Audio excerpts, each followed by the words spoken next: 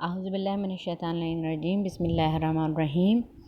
ہمارا جو سلسلہ گفتگو چل رہا ہے وہ تفسیر قرآن پہ چل رہا ہے ابھی نا، تو آج ہم بات کریں گے حصہ سویم تفسیر قرآن۔ حصہ سویم میرا ارادہ تو تھا میں اس کو 3 حصوں میں مکمل کر دوں، لیکن ایسا ممکن نہ ہو سکا کیونکہ ماشاءاللہ سے یہ کافی طویل موضوع ہے۔ ہم نے جو پچھلی گفتگو کا اختتام کیا تھا، ہم نے اہم مفسرین کے نام جو تھے ان کو ڈسکس کرنا تھا، یعنی ان کے بارے میں جاننا تھا کہ اہم مفسرین کون کون سے ہیں۔ ٹھیک ہے، تو میں گفتگو کا آغاز کرتی چلتی ہوں جب تک اسکرین آپ کے سامنے آئے۔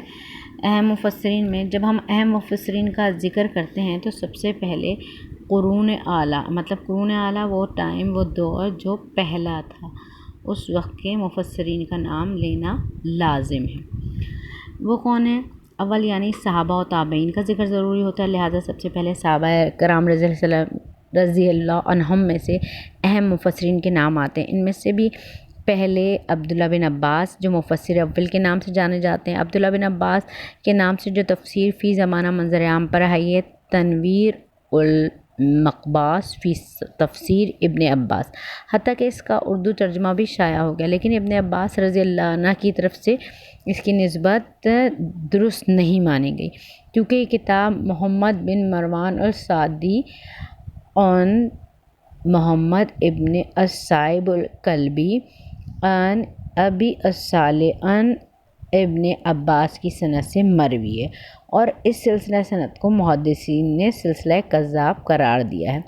اچھا، میں نے نا اس میں یہ دیکھیے لکھا ہے، اس کا مطلب یہ ہے کہ حوالہ لکھا ہے، یا کتاب الاتقیان ہے، اس کے جلد 2 کے 1 پیج 188 پہ دیکھ سکتے ہیں۔ اچھا جی، بہرحال جو ہے قرون اول کے مفسرین میں پہلا نام عبداللہ بن عباس کا ہی ہے۔ ٹھیک ہے، ان کی تاریخ وفات 68 ہجری ہے۔ پھر دوسرا نام حضرت علی بن ابی طالب کا ہے، ان کی وفات سن 40 ہجری ہے۔ پہلے 3 خلفاء کی نسبت حضرت علی بن باب العلم سے تفسیری روایات زیادہ مروی ہیں، چنانچہ علامہ ابو الطفیل رحمۃ اللہ کہتے ہیں کہ حضرت علی بن ابی طالب اپنے خطبے میں یوں فرماتے ہیں کہ لوگوں مجھ سے کتاب اللہ کے بارے میں سوالات کیا کرو، کیونکہ قسم خدا کی قرآن کریم کی کوئی آیت ایسی نہیں ہے جس کے بارے میں مجھے معلوم نہ ہو کہ یہ آیت اللہ کو نازل ہوئی یا دن میں میدان میں اتری یا پہاڑ پر۔ اس کا بھی اسی کتاب سے میں نے حوالہ دیا آپ کو۔ تیسرا نام ہے عبداللہ بن مسعود، یہ جو ہیں ان کا انتقال ہوا ہے 32 ہجری میں۔ ٹھیک ہے، ان کی بھی کئی روایتیں تفسیر میں منقول ہیں۔ چوتھا نام ہے ابی بن کعب، یہ 39 ہجری میں وفات پائی انہوں نے۔ ان صحابہ میں سے ہیں ابی بن کعب جو تفسیر اور علم قرآن میں مشہور ہیں، چنانچہ رسول اللہ صلی اللہ علیہ وسلم نے ان کے بارے میں ارشاد فرمایا تم میں سے سب سے بڑے قاری ابی بن کعب ہیں۔ اس کا بھی حوالہ میں نے اس لیے آپ کو دے دیا ہے۔ عبداللہ ابن عباس کے بیشتر علوم 3 حضرات سے ماخوذ ہیں، حضرت عمر و علی و حضرت ابی ابن کعب۔ ان حضرات صحابہ کے علاوہ اور بھی کچھ نام تفسیر کے سلسلے میں منقول ہیں، مثلاً حضرت زید بن ثابت، حضرت معاذ بن جبل، حضرت عبداللہ بن عمرو، حضرت عبداللہ بن عمر، ام المومنین حضرت عائشہ، حضرت جابر، حضرت ابو موسیٰ اشعری، حضرت انس اور حضرت ابو ہریرہ تابعین میں سے۔ ٹھیک ہے، حضرات صحابہ رضی اللہ عنہم نے چونکہ مختلف علاقوں اور مقامات میں پھیل کر قرآن کریم کی خدمات کا سلسلہ شروع کیا، جس کی وجہ سے تابعین کی ایک بڑی جماعت اس کام کے لیے تیار ہوئی، جس نے مختلف تفسیر کو محفوظ رکھنے میں نمایاں خدمات انجام دیں۔ ان میں سے کچھ برائے تعارف پیش کیے جاتے ہیں۔ ٹھیک ہے، مجاہدیہ عبداللہ بن عباس رضی اللہ عنہ کے شاگرد ہیں۔ پورا نام ہے ابو الحاج مجاہد بن جبر المغزوی، ولادت ان کی ہوئی تھی 21 ہجری میں اور وفات ہوئی 103 ہجری میں۔ سعید بن جبیر وفات 94 ہجری، اکرمہ طاؤس وفات 105، یہ ساری ہجری میں بات کر رہی ہوں۔ ٹھیک ہے، عطا بن ابی رباح وفات 114، سعید بن المسیب وفات 91 یا 105، محمد بن سیرین وفات 110، زید بن اسلم وغیرہ. یہ اس کے حوالے میں نے آپ کو سب بریکٹس میں دیے ہوئے تاکہ آپ کو آسانی ہو. اگر یہاں سے آپ کو بات سمجھنا ہے تو آپ براہ راست ان کتب سے بھی استفادہ حاصل کر لیں جن کے میں نے حوالے یہاں پہ دیے ہیں. ٹھیک ہے. پھر کیا ہے ہماری تفاسیر کی اہم کتابیں. مفسرین نے اپنے اپنے ذوق کے لحاظ سے کئی نقطہ نظر سے تفسیریں لکھی ہیں، مثلا ادبی، عقلی اور کلامی وغیرہ. بعض نے تفسیر بالمعصور بھی لکھی ہیں، بعض نے تفسیر اشاری یعنی صوفیانہ انداز پر تفسیر لکھی ہے. غرض مختلف نقاط نظر سے قرآن کی خدمت کی گئی ہے. تفسیر بالمعصور میں اہم تفسیر تفسیر طبری، تفسیر بحر العلوم جو ابھی ہم نے قبل میں ذکر کیا تھا کہ نیچے آپ کو نام ملیں گے، وہ یہ نام ہیں تفسیروں کے. ٹھیک ہے. اول شاید درس میں تھا یا دوم میں تھا. تفسیر طبری، تفسیر بحر العلوم السمرقندی، الکشف البیان عن تفسیر القرآن الثعالبی، معلم التنزیل البغوی، المہرالو جزفی، تفسیر الکتاب لابن عطیہ، تفسیر ابن کثیر، الدار المنصور فی تفسیر المعصور، راز سیوطی، الجواہر الحسان فی تفسیر القرآن الثعالبی خاص طور پر قابل ذکر ہیں. ٹھیک ہے. پھر ہماری ہے تفسیر بالرائے کے نقطہ نظر سے لکھی جانے والی کتابوں میں مفاتیح الغیب. اور میرا خیال ہے کہ ان تفاسیر کے نام نہ میں پڑھوں تو بھی آپ لوگ کے لیے آسانی ہوگی، لیکن پڑھ دیتی ہوں کیونکہ ٹف بہت ہیں، یہ سمجھنا آپ لوگوں کے لیے تھوڑا مشکل نہ ہو جائے. مفاتیح الغیب الزرازی، انوار التنزیل و اسرار التاویل بیازوی، مدارک التنزیل و حقائق التاویل فی معانی التنزیل خازان، غرائب القرآن و رغائب الفرقان نیساپوری، تفسیر جلالین السراج المنیراز خطیب شیربینی، روح المعانی آلوسی وغیرہ قابل ذکر ہیں. خود میری زبان ٹوئز ہوئے جا رہی ہے. صوفیانہ نقطہ نظر سے لکھی جانے والی تفسیر میں تفسیر ابن عربی، تفسیر فیضی، تفسیر القرآن العظیم التستری، حقائق التفسیر السلمی، رائس البیان فی حقائق القرآن وغیرہ ہیں.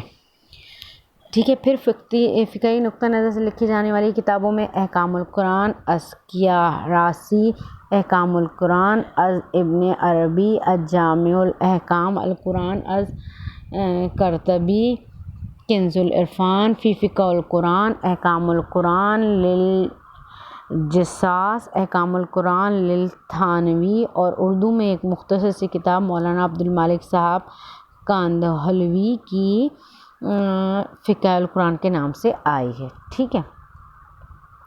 ارادہ تو میرا یہاں تک تھا لاسٹ لیسن اپنا ختم کرنے کا، اور ہم تھرڈ یہاں سے سٹارٹ کرتے، لیکن کیونکہ طویل بہت ہو جاتا ہے تو اس لیے میں نے اس کو 4 الگ الگ حصوں میں ڈیوائڈ کر دیا. اب بات کرتے ہیں اسرائیلیات کی حیثیت. اسرائیلیات کیا ہے بھائی؟ قرآن مجید کے نزول سے قبل دیگر آسمانی کتابیں مثلا تورات و انجیل وغیرہ نازل ہو چکی تھیں، اور نزول قرآن کے زمانے میں اہل کتاب کی ایک بڑی تعداد موجود تھی جو قرآن میں بیان کردہ انبیاء کرام کے واقعات کو اپنی کتابوں کے حوالے سے بھی پیش کرتے تھے، اور بعض اوقات من گھڑت حقائق بھی نقل کر دیتے تھے. لیکن اس سلسلے میں نبی کریم صلی اللہ علیہ وسلم نے نہایت قیمتی اصول بیان فرمائے جو آگے پیش کی جائیں گے. تو آئیے قرآن کریم میں اسرائیلیت کی حیثیت اور اس کے مقام و مرتبہ کیا ہے، اس کو فرامین رسول صلی اللہ علیہ وسلم کی روشنی میں اور عمرۂ امت کی تحریروں کے آئینے میں ملاحظہ کرتے ہیں. کیسے؟ اسرائیلی روایت کی تعریف اس طرح کی گئی. اسرائیلیات وہ باتیں جو بنی اسرائیل یعنی یہودیوں سے بکثرت منقول ہیں یا نصارہ سے. شیخ الاسلام مفتی محمد تقی عثمانی نے رقم فرمایا کہ اسرائیلیات یا اسرائیلی روایات ان روایت کو کہتے ہیں جو یہودیوں یا مسیحیوں سے ہم تک پہنچی ہیں، اور ان میں سے بعض براہ راست بائبل یا تالمود سے لی گئی ہیں، بعض منشور ان کی شرح سے، اور بعض وہ زبانی روایت ہیں جو اہل کتاب میں سینہ بسینہ نقل ہوتی چلی آئی ہیں اور عرب کی یہود و نصارہ میں معروف و مشہور ہیں. یہ علوم القرآن کے پیج نمبر 345 پہ موجود ہے. ٹھیک ہے. پھر کیا ہے آپ کی اسرائیلیت کی ابتدا. اسرائیلیات کی ابتدا ہے آپ کی جب قرآن مجید نازل ہونے لگا اور اس میں حضرات انبیاء کرام کے واقعات اور ان کی قوموں کے احوال بیان کیے جانے لگے، تو اہل کتاب یہود و نصارہ اپنی عبرانی زبان میں موجود کتابوں سے جو تحریف شدہ تھے ان سے واقعات عربی میں حضرات صحابہ کرام سے بیان کرتے تھے۔ جب اس واقعے کی اطلاع نبی کریم صلی اللہ علیہ وسلم کو ملی تو آپ صلی اللہ علیہ وسلم نے فرمایا کہ تم ان اہل کتاب کے بیان کردہ واقعات کی نہ ہی تصدیق کرو نہ تکذیب، بلکہ کہو کہ جو کچھ اللہ نے نازل کیا ہے ہمارا اس پر ایمان ہے۔ اہل کتاب تورات عبرانی زبان میں پڑھتے تھے اور اہل اسلام کے لیے اس کی تفسیر عربی زبان میں کرتے تھے۔ رسول صلی اللہ علیہ وسلم نے ارشاد فرمایا، اہل کتاب کی نہ تصدیق کرو نہ تکذیب کرو اور کہو کہ ہم اللہ پر اور جو اس نے نازل کیا اس پر ایمان لاتے ہیں۔ علامہ ابن حجر عسقلانی حدیث کی جو تشریح کرتے ہیں فرماتے ہیں کہ آپ صلی اللہ علیہ وسلم نے ارشاد فرمایا کہ نہ تم ان کی تصدیق کرو نہ تکذیب، یہ اس وجہ سے ہے کہ جن باتوں کی وہ خبر دے رہے ہیں وہ سچ اور جھوٹ دونوں کا احتمال رکھتی ہیں۔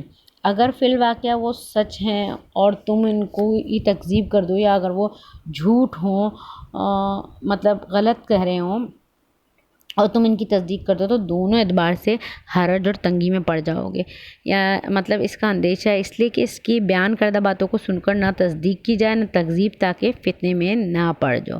یہ فتح الباری کی حدیث 4125 ہے، یعنی 4125۔ دو متعارض حدیثوں کا جواب۔ اسرائیلیات کے عنوان میں دو حدیثیں، ایک جو ابھی اوپر مذکور ہوئی، دوسری حدیث یہ ہے کہ ابو داؤد میں ہے کہ یہ کتاب کا میں نے ریفرنس دیا، آپ اس میں دیکھ سکتے ہیں۔ اس حدیث سے یہ معلوم ہو رہا ہے کہ بنی اسرائیل کے بیان کردہ واقعات وغیرہ کے ذکر کرنے میں کوئی حرج نہیں، جبکہ پہلی روایت سے معلوم ہو رہا ہے کہ بنی اسرائیل کے بیان کردہ واقعات پر اعتماد نہیں کرنا چاہیے، جایا کہ ان کو بیان کیا جائے۔ بظاہر دو حدیثوں میں باہم تعارض دکھائی دے رہا ہے۔ اس کا جواب دیتے ہوئے علامہ محمد حسین الذہبی فرماتے ہیں کہ اس حدیث میں جو بنی اسرائیل سے بیان کرنے کی اجازت نظر آتی ہے وہ واقعات اور عبرت و نصیحت پر مشتمل حکایات ہیں جن کے بارے میں معلوم بھی ہو کہ وہ سچ ہیں تو ان کو بیان کیا جا سکتا ہے۔ اور پہلی حدیث میں توقف ہے، توقف جو کیا ہوتا ہے، رکنا، ٹھہرنا نا، کہ ان کے بیان کرنے میں احتیاط کی جائے تاکہ سچ اور جھوٹ میں اختلاط نہ ہو جائے اور اس غلط مدد کے نتیجے میں حرج میں نہ پڑ جائے۔ خلاصہ یہ ہے کہ دوسری حدیث عبرت و نصیحت پر مشتمل حکایات کی اباحت پر دلالت کرتی ہے اور پہلی حدیث ان مضامین کے بارے میں توقف پر دلالت کرتی ہے جن میں عبرت و نصیحت سے ہٹ کر دیگر مضامین ہوں۔ اس طرح بھی کوئی بھی حدیث متعارض نہیں ہوگی۔ تو آج کا میں سمجھتی ہوں کہ ہم یہاں پہ کلوز کریں تو زیادہ بہتر ہے، کیونکہ یا پھر ایک آپ کو پیچ اور پڑھا دوں تو زیادہ اچھا ہے۔ اسرائیلیات کا حکم جو ہے نا، اس سلسلے میں تقریباً علماء امت نے ایک ہی جواب دیا، الفاظ و تعبیرات اگرچہ مختلف ہیں لیکن حکم ایک ہی۔ آگے ہم مختلف علماء کرام کی تحریریں پیش کریں گے۔ سب سے پہلے شیخ الاسلام مفتی محمد تقی عثمانی کی دلنشین اور صاف و شفاف تحریر کو نقل کرتے ہیں جو انہوں نے علامہ ابن کثیر کے حوالے سے پیش کیے۔ چنانچہ رقم تراز ہیں کہ پہلی قسم وہ اسرائیلیات ہیں جن کی تصدیق دوسرے خارجی دلائل سے ہو چکی ہے، مثلاً فرعون کا غرق ہونا وغیرہ ایسی روایات، اسی لیے قابل اعتبار ہیں کہ قرآن کریم یا حدیث یا صحیح احادیث نے ان کی تصدیق کر دی ہے۔ دوسری قسم وہ اسرائیلیات ہیں جن کا جھوٹ ہونا خارجی دلائل سے ثابت ہو چکا ہے، مثلاً یہ کہانی کہ حضرت سلمان علیہ السلام آخر عمر میں معاذ اللہ بت پرستی میں مبتلا ہو گئے تھے۔ یہ روایت اس لیے قطعاً بالکل غلط ہے کہ قرآن کریم نے صریحاً اس کی تردید فرمائی ہے۔ تیسری قسم ان اسرائیلیات کی ہے جن کے بارے میں خارجی دلائل ہیں، نہ یہ ثابت ہوتا ہے کہ وہ سچی ہیں اور نہ یہ ثابت ہوتا ہے کہ جھوٹ ہے، مثلاً تورات کے احکام وغیرہ۔ ایسی اسرائیلیات کے بارے میں نبی کریم صلی اللہ علیہ وسلم کا ارشاد ہے، اس قسم کی روایات کو بیان کرنا تو جائز ہے لیکن ان پر نہ کسی دینی مسئلے کی بنیاد رکھی جا سکتی ہے نہ ان کی تصدیق یا تکذیب کی جا سکتی ہے۔ اس قسم کی روایت کو بیان کرنے کا کوئی خاص فائدہ نہیں ہوگا۔ یہ علوم القرآن سے میں نے حوالہ لیا اس کا۔ یہی بات علامہ محمد حسینی ذہبی اور علامہ ابن تیمیہ وغیرہ نے بھی کہی ہے۔ مسند الہند امام شاہ ولی اللہ محدث دہلوی نے نہایت اختصار کے ساتھ مگر جامع بات لکھی ہے کہ تفسیر میں اسرائیلی روایتوں کو بیان کرنا دراصل یہ بھی ایک سازش ہے، جبکہ یہ قاعدہ مسلم ہے کہ اہل کتاب کی نہ تصدیق کرو نہ ان کی تکذیب کرو۔ لہٰذا اس قاعدے کی بنیاد پر دو باتیں نہایت ضروری ہیں: جب حدیث میں قرآن کریم کے اشارے کی تفصیل موجود ہو تو اسرائیلی روایت کو تفسیر میں نقل نہیں کرنا چاہیے۔ قرآن کریم میں جس واقعے کی طرف اشارہ آیا ہو اس کی تفسیر ضرورت کے بقدر ہی بیان کرنی چاہیے تاکہ قرآن کریم کی گواہی سے اس کی تصدیق ہو، کیونکہ یہ بھی قاعدہ ہے کہ ضروری بات بقدر ضرورت مانی جاتی ہے۔ تو آج کا اس درس کو ہم یہاں ختم کرتے ہیں۔ یہ ہمارا درس سوئم ہو گیا ہے۔ ہم انشاءاللہ اسرائیلی روایات سے پڑھنا شروع کریں گے اور پھر آپ کو انشاءاللہ اس کی آگے کی تفصیل بیان کریں گے تاکہ آپ کے لیے بھی آسانی ہو جائے اور مختصر لیسن سمجھنے میں بھی، کیونکہ یہ ٹوسٹڈ چیزیں ہیں، بہت مشکل سے سمجھ میں آئیں گی اور کچھ چیزیں ایسی ہیں جو آپ کی زبان پہ بھی نہیں چڑھیں گی۔ آپ اگر نوٹس فرمائیں تو میں بھی کتنا ٹھہر کے اور محتاط طریقے سے بولنے کی کوشش کرتی ہوں کہ لفظوں کا ہیر پھیر نہ ہو جائے، کیونکہ یہ ڈائریکٹ اللہ رسول کی باتیں ہیں، قرآن و تفسیر کی باتیں ہیں، اس میں رد و بدل گناہ میں شمار ہوگا۔ تو آپ سب سے جو ہمیشہ میں درخواست کرتی ہوں کہ کتب میرے سوائے میرے لیکچر کے، مطلب خالی اس لیکچر پہ استفادہ نہیں کرنا ہے، کتب، تفاسیر، تراجم سے استفادہ حاصل کیجیے اور اس کے ساتھ ساتھ ڈفرینٹ ویب سائٹس، بکس سے استفادہ حاصل کیجیے۔ اور آپ کے سماعت فرمانے کا بہت بہت شکریہ۔ چینل کو ضرور سبسکرائب کیجیے، لائک کیجیے اور شیئر کیجیے۔ والسلام علیکم ورحمۃ اللہ وبرکاتہ۔